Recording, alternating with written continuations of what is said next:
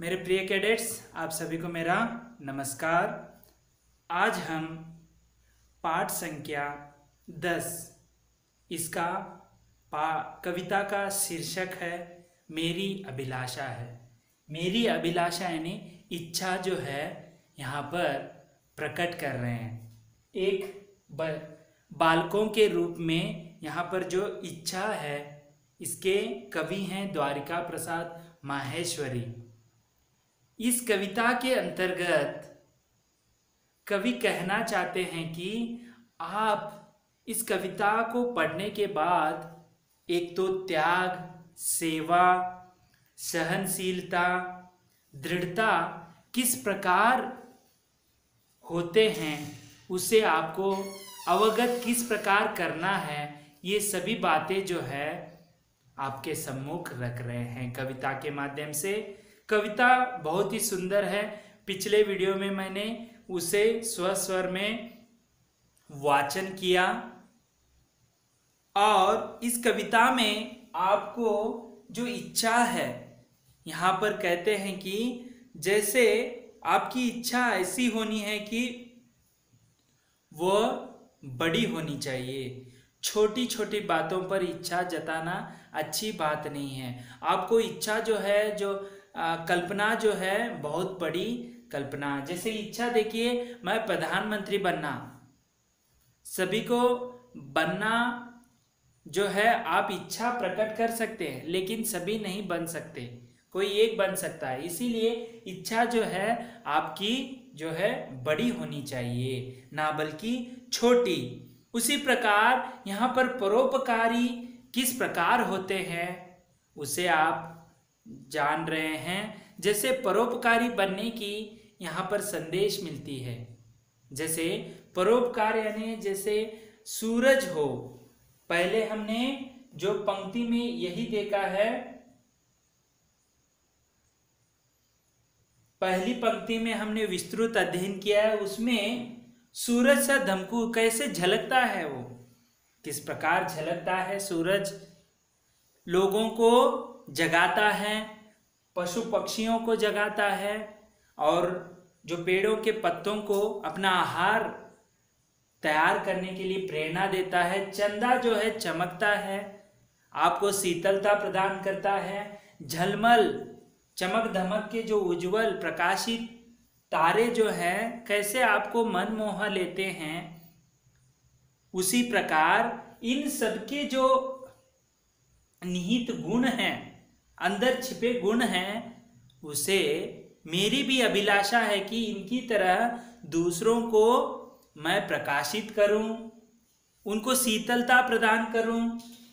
तारों जैसे कैसे वह मन मोह लेते हैं, मेरे भी अच्छे गुणों से मैं भी उनका मन मोह लूं। ऐसी इच्छा जो है पहली पंक्ति में किया गया है, जिक्र किया है। आपको इनकी तरह परोपकारी बनना है, ऐसा संदेश यहाँ पर मिल रहा है। तो आप भी जो है परोपकार, दूसरों का उपकार कीजिए, उसकी फल की चिंता मत कीजिए। आपको उपकार जो करते जाना है, कहीं ना कहीं एक दिन आपको फल जो है मिलेगा। सब्र का फल मीठा होता है कहा जाता है। उसी प्रकार आज हम दूसरी जो पंक्ति है उसे हम देखेंगे। ये चंद्रमा जैसे चमकने की बात है और तारों की तरह उज्जवल धमकने की बात है। दूसरा पंक्ति है अब यहाँ पर जो इस प्रकार है, फूलों सा महकूं मैं, विहंगों सा चहकूं मैं, गूंजित कर वन उपवन, कोयल सा कुहकूं मैं, मेरी अभिलाषा है। जैसे यहाँ पर कहते हैं कि फूलों सा महकूं मैं, यहाँ पर आप फूल देख रहे हैं, फूलों का बगीचा देख रहे हैं। फूलों को आप यदि वह आकर्षित कैसे करते हैं, फूल उनकी महक से। महकूं यानी इसका मतलब क्या है, जो है महकना, उसकी जो सुगंध है। देखिए कोई भी फूल हो, मोगरा हो या चमेली का हो या कोई अन्य फूल हैं, वह सुगंधित से आपका मन मोह लेते हैं। सही है कि नहीं? तो फूलों सा महकूं मैं, किस तरह वह दूसरों को अपना फल का चिंता न करते हुए दूसरों को जो खुशबू है, महक जो है देते हैं, फैलाते हैं। और विहंगों सा चहकूं मैं, चहकू यानी है इसका अर्थ है कलरव। कलरव करना यानी वो जब सुबह होती है तो सूर्योदय के बाद आपको सुबह सुबह आप देखिए, जैसे ही सूर्योदय होता है वहां पर जो पक्षियों की चहचहाट जो है सुनाई देती है। कलरव उनकी जो है गुप्तगू जो बातें होती हैं आपको सुनाई देती हैं। सुबह जब आप उठकर देखिए उनकी जो चहचहाट है, कलरव है, उसे आप देख सकते हैं। गूंजित कर उपवन, उनका जो चहकना, जो कलरव है, वो जो चहचहाट है, ये वन और उपवन को जो है खिला देती है। जैसे उपवन को जो है गूंजित करती है, हर जगह उसका जो चहचहाट है जो गूंजित कर देती है हर जगह, वन और उपवन में। इससे जो है वह वन का जो फूल है वो खिल जाते हैं। एक तो फूलों जैसा महकना, दूसरों को यह सुगंधित अपना सुगंध दे रहे हैं। और यहाँ पर जो है सूरज के वजह से सुबह के प्रातः काल में जो है यहाँ पर विहग यानी यहाँ पर क्या है, पंछी हैं, पक्षी कह लीजिए, जो है चहकू में उनकी चहचहाट, पक्षियों की चहचहाट गूंज कर चारों ओर गूंज कर क्या हो जाती है, जो वन उपवन खिल जाते हैं। उनका स्वर जो है चारों ओर फैल जाता है। कोयल सा कुहकू में, कोयल जो कितनी मधुर कंठ से वो गाती है, कुहकू कहती है, कोयल सा कुहकू में। देखिए इनको, ये सभी जो है फूल है, विहग यानी पक्षी है, कोयल जो है स्वतंत्रता है, स्वतंत्र है, वो किसी की फल की चिंता नहीं है, वह कभी अपना सोचते नहीं है, दूसरों के लिए वह अपने आनंद के लिए वह जो है एक तो फूल महकते हैं, दूसरों को मन मोह लेते हैं। विहग जो है पक्षी जो है चहचहाट कर कर वन उपवन को खिला देते हैं, गूंजित करते हैं स्वर को। और कोयल जो है अपने मधुर कंठ से गाने लगता है। फूलों सा महकूं मैं, विहगों सा चहकूं मैं, गूंजित कर वन उपवन, कोयल सा कुहकू मैं, मेरी अभिलाषा है, मेरी अभिलाषा है। यानी यही मेरी इच्छा है कि इनकी तरह मैं भी बनूं। आपको भी लगता है कि नहीं? फूलों सा महकने के लिए सभी आकर्षित होते हैं। ऐसा कोई व्यक्ति नहीं है कि उससे आकर्षित न हो।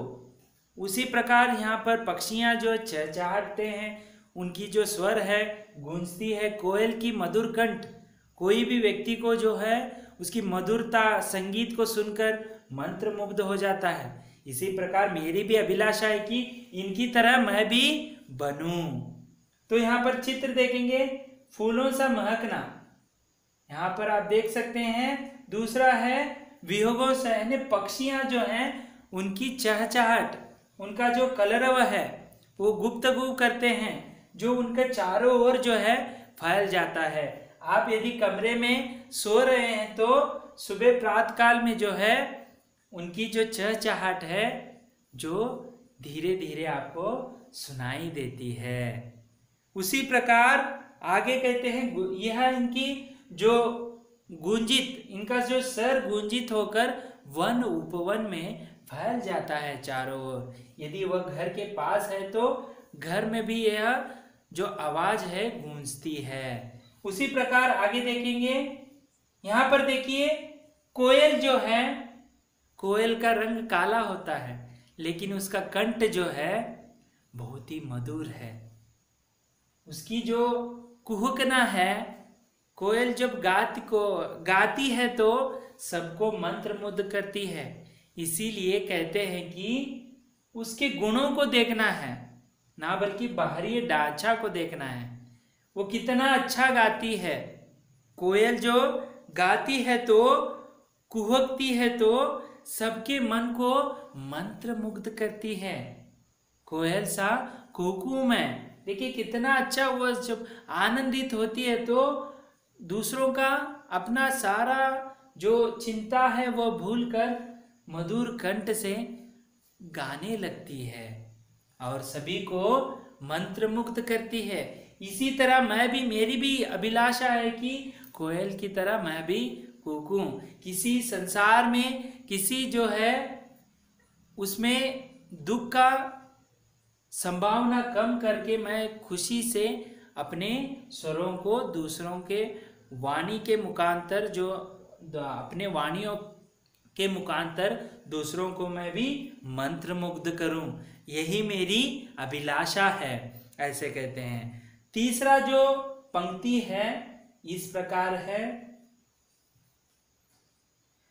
नभ से निर्मलता लूं, शशि से शीतलता लूं, धरती से सहिष्णुता लूं, पर्वत से दृढ़ता लूं, मेरी अभिलाषा है। कितना अच्छा है, देखो, नभ से निर्मलता लूं, शशि से शीतलता लूं, धरती से सहिष्णुता लूं, पर्वत से दृढ़ता लूं, मेरी अभिलाषा है, मेरी अभिलाषा है, यानी यही मेरी इच्छा है। इनके जो परोपकारी हैं, उपकार करते हैं, किस तरह वह अडिग रहते हैं, उनकी जो प्रेरणा है वह सब मैं लेना चाहता हूं। कोई भी व्यक्ति उसका एक आदर्श होता है, किसी दूसरों का आदर्श को वह अनुकरण करता है। उसी प्रकार मैं भी ये जो नभ, शशि, धरती, पर्वत, इनका भी मैं जो उनकी जो अडिगता है, जो निर्मलता है, उसे मैं भी अपनाना चाहता हूँ। यही मेरी इच्छा है, यही मेरा सपना है, ऐसे कवि कहते हैं। देखिए यहाँ पर जो है नभ से निर्मलता लूं, निर्मलता यानी यहाँ पर जो नभ यानी आकाश, अंबर, यहाँ पर आप देख रहे हैं निर्मलता, यहाँ पर कोई भी कलंक नहीं है, इसमें कितना विशाल है और कोई भी वहां पर जो है वहां पर कोई भी जो द्वंद्व है नहीं दिखता है। विशाल निर्मल जो है यहाँ पर नभ में आपको दिखता है। उसी प्रकार शशि से शीतलता लूं, शशि यानी यहाँ पर चंद्र है, चांद है, चांद से शीतलता। देखिए चंद्र जो है सूर्यास्त के बाद ही इसका जो प्रकाश है आपकी ओर, धरती के ओर गिरती है, तो ये शशि जो है या चांद जो है उसकी शीतलता इतनी अच्छी होती है कि आपको मंत्रमुग्ध मन मोह लेता है। आप उसके देखिए, इसके लिए जो चांद की चांदनी रात में जो है चातक पक्षी भी जो है नहीं, चकोर पक्षी जो है चंद्रमा को जो है चाहती है। वह उसकी सौंदर्यता, शीतलता को अपना मंत्र मुग्ध हो गई है, उससे प्यार कर बैठती है। वह हर बार चंद्रमा को छूने की कोशिश करती है लेकिन छू नहीं पाती। उसका जो उसे पता है वहां पहुंचेगी नहीं, फिर भी वो अपना प्रयास करते रहती है। इसका मतलब ये है कि कितना जो प्राणी, पशु, पक्षी भी हैं वह उसकी शीतलता से प्यार करते हैं। उसी प्रकार शशि से मैं शीतलता लूंगा।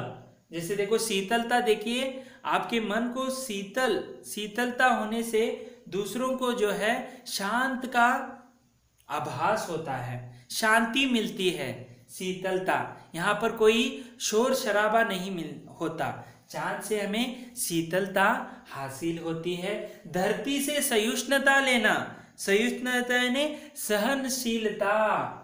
धरती, देखिए धरती जो है सबको सहती है। धरती माँ जो है सबको यहाँ पर गुनाह करते हैं, घृणा करते हैं, यहाँ पर जो है झगड़ा करते हैं और पेड़ों को काटते हैं और बड़े बड़े इमारत बनाते हैं, दूसरों को यहाँ पर है धोखाधड़ी करते हैं। ये सब जो है जो धरती माँ सह रही है। इतने होते हुए भी सहिष्णुता जो दूसरा रूप है माँ को कहते हैं। धरती माँ भी, धरती को भी हम माँ कहते हैं। जैसे माँ सहनशीलता की एक भंडार है, शब्दकोश है, उसी प्रकार सहिष्णुता वह सहन शक्ति, उस तरह धरती जो सहती है इस प्रकार सहनशीलता से, उसे भी मुझे पाने की इच्छा है। मेरी भी अभिलाषा है कि धरती जैसा सहिष्णुता, यानी यहाँ पर क्या है, सहन शक्ति, सहनशीलता। उसी प्रकार पर्वत से दृढ़ता लूं। दृढ़ता यानी अडिग रहना। पर्वत जो है देखिए, कभी तूफान आने पर, तेज बारिश आने पर, तेज धूप आने पर भी जो है वहां के वहां ही रहते हैं, ज्यों के त्यों ही रहते हैं। बर्फ गिरता है, तेज सूरज गिरती है, बारिश होता है, हवा तेज बहती है, फिर भी वह कभी अपने जगह से हिलते नहीं हैं। कितने अडिग रहते हैं, कितने धैर्यशाली हैं, उनसे हमें दृढ़ता। यह आपके लिए यही संदेश है कि दृढ़ता से जो है कोई भी कष्ट आने दीजिए, वह उसे दृढ़ता पूर्वक हमें सामना करना चाहिए। इससे हमें उसका हल मिल जाएगा। यदि आप उससे भागेंगे तो समस्याएं बढ़ते जाएंगे।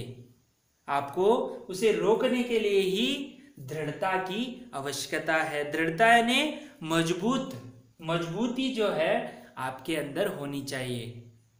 देखिए, एक इमारत जो आप 1 मंजिला 2 मंजिला, इसका जो पाया है, इमारत का जो पाया है, दृढ़ता मजबूत है तो ही वह ऊपर का जो 1 मंजिला 2 मंजिला आप खड़ा कर सकते हैं। इसीलिए दृढ़ता जो है पर्वत से लेने के लिए मैं इच्छा प्रकट करता हूं। आपको भी यह इच्छा होनी चाहिए। देखिए यहाँ पर, जैसे यहाँ पर देखिए, चंद्रमा से शीतलता लूं। यहाँ पर आप देख सकते हैं चंद्रमा जो है, यहाँ पर चंद्रमा आपको दिख रही है। चंद्रमा की जो शीतलता है कितनी अच्छी लगती है।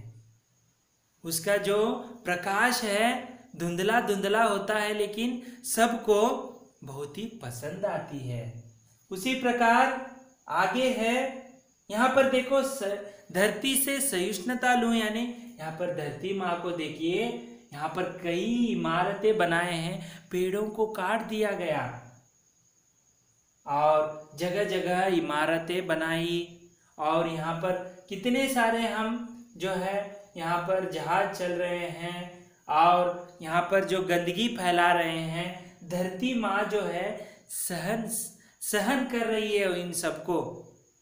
इनको कभी डांटती नहीं है।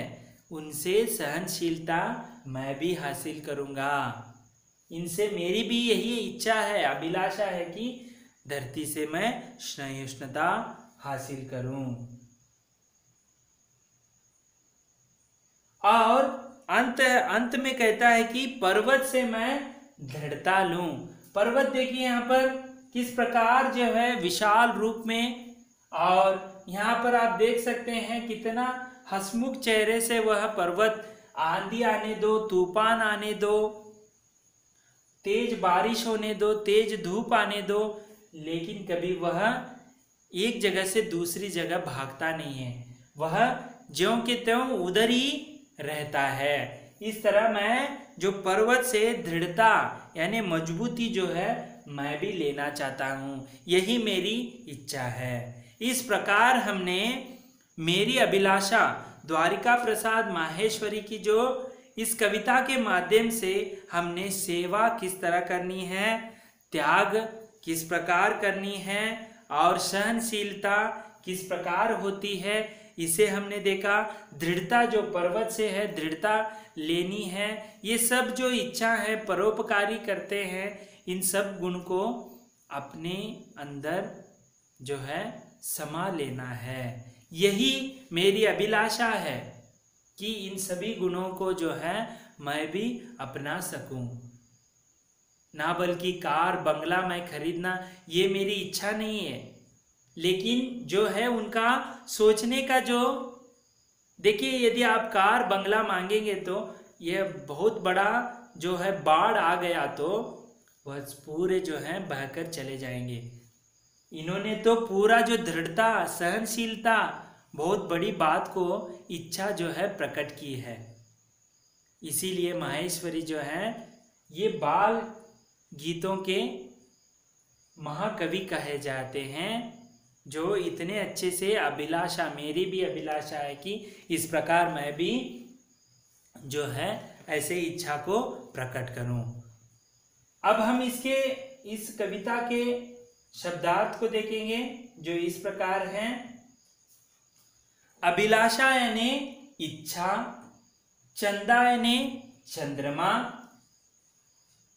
चमकना यानी प्रकाशित होना, झलमल यानी चमक धमक, उज्जवल यानी प्रकाशमान, धमकना यानी चमकना, महकना यानी खुशबूदार होना, विहग यानी पक्षी, चहक यानी कलरव, नभ यानी आकाश, कुहकना यानी पक्षी का बोलना, दृढ़ यानी मजबूत। इस तरह हमने जो मेरी अभिलाषा कविता का विस्तृत अध्ययन किया। अगले वीडियो में मैं इस कविता के संबंधित प्रश्नोत्तर पर संपूर्ण चर्चा करूंगा। तब तक के लिए धन्यवाद।